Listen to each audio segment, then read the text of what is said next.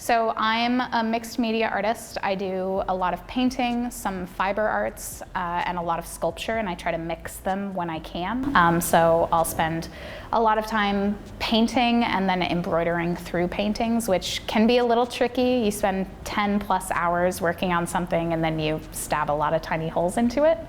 But I really like the texture that comes from it. Sculpture, really a whole different ball game too. There's a lot of challenges in fabrication and 3D modeling and stuff like that.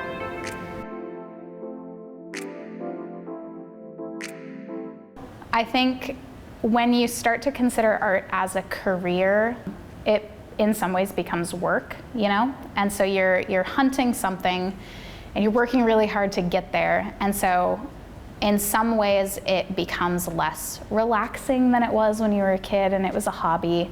But in other ways it becomes a lot more fulfilling, where I can finish a piece and I can stand back and I can look at it and I can say, yeah, that's exactly what I meant to do and it's doing what it's supposed to.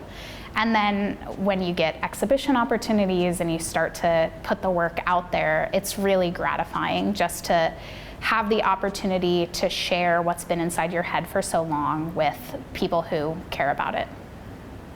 For me, I think a piece is successful when I can see that someone has an emotional reaction to it. I think in my work especially, I'm searching for something, I'm searching for a meaning, and when somebody else sees it without me having to explain it to them, that's the like aha moment, like yes, they get it, they saw what I was trying to do there, and I think that's a successful piece for me.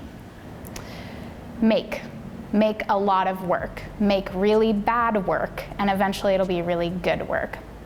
I think the biggest piece of advice that I have for a young artist is to think about why they're making what they're making.